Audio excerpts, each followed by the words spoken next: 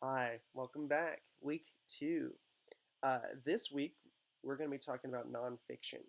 Um, what's interesting about storytelling is any form of expression that tells a story, that uses characters, tells events, anything from the news to poetry to creative writing to nonfiction. And so this week, what you're going to be doing is you're going to be taking you're going to be writing about you, a personal story about yourself. Um, what's interesting about this is sometimes we say, oh, we're not interesting. I have nothing interesting to write about. That's not true. What's interesting is your unique perspective. Maybe all of us have gone to the grocery store, right? That doesn't sound incredibly exciting. But what can be interesting is hearing your unique take on it. Do you hate the grocery store? Do you love going grocery shopping? Do you start imagining things when you're in the grocery store and you feel like you're not even there? Do you dread it and loathe it and you have to prepare for battle every time you go to the grocery store and have to interact with people? Do they never have what you want? You can make any of these concepts interesting. What you need to do is find the core. There's two core things that you can dive into, and this is what will make it interesting. Because you can, one more thing, any story that is interesting can also be made boring if they lack these two things. Okay. The first one is story structure. Okay, so you in a story, you may have seen this before, right? It's like a mountain. You have your introduction, you have your rise in action, you have the climax, and you have the fall in action and the resolution, right? And so you have those different stages. Introduction, where we get introduced to the world, the concepts, the status quo. More into that next week.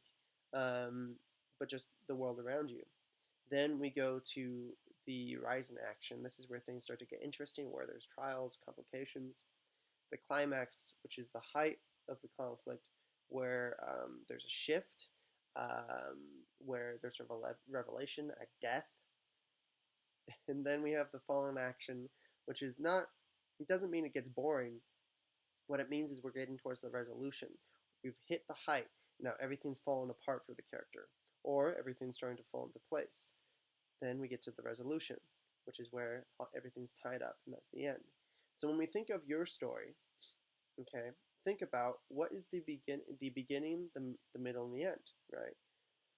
What lesson do you have to learn by the end of this story? Or what lesson does the reader have to learn by the end of this story? What did you go through? What was your change, right? Or what is the moral? It doesn't have to be a big moral. I mean, it can be something as simple as always tie your shoes. Um, but it depends on your audience, right? And so that brings us to the second theme that you need to have, which is theme. Okay, theme is the main purpose, moral, message, concept of a story. And so when you're writing your story, what you can do first, right, is just quick, right? Just do what we did last week, where you just write out your story, don't really think about it.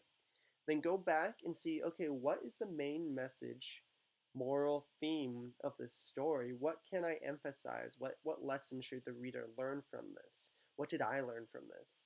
Um, and then you can go back and you can make sure to emphasize the points on that story structure, right? Introduction, rise in action, climax, fall in action, and resolution, right? You can emphasize those things with your theme. So let's take the grocery store example. Okay. Say say the story is I always dread going to the grocery store because I hate talking to people, and I know that I'm going to have to go through a checkout lane because the self checkouts are never working. Right? That's how it is. Grocery stores in your area, self checkouts work. My area, maybe they never work in this story. Right? So I always have to go through the bagger. So I go there and I'm prepared and I've mentally told myself, okay, today, um, today I'm just going to scan my stuff and get out of there as fast as possible. I'm not going to look at anyone, not going to even talk to the person, just put my stuff up there, get it scanned, get my card in and get out. That's what I've told myself. Because I'm in a place, my character or myself, right, in this place, um, is socially has social anxiety, and is scared of people. Okay, so I go through the checkout lane. I get all my stuff, go through the checkout lane, and um, while I'm there, it's fine. No one's talking to me or anything like that. But then, a little old lady behind me um, um, reaches up and tugs my shirt and says, "Sir, I've forgotten my money, and she's just gonna buy like an apple. Could you help me?" Now I have to talk to her, but it's for a good cause. So I say yeah, and I have to turn to the checkout person and say, "Hey, I'll buy her apple." And I buy the apple, and she smiles, and she gives me a hug. Right? So now I feel good about myself. And so now after that, I realized, you know what, that wasn't so bad talking to those people. Um, and maybe she tells me a little bit about her life, right, or something nice. Says this apple's for her kid. I don't know. Super cheesy, but the idea is I go through that change of first I'm scared of talking to people. I try my hardest not to talk to someone.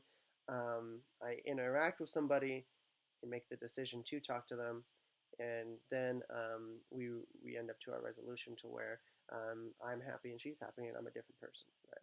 So the theme, it's not that bad to talk to people. I don't know.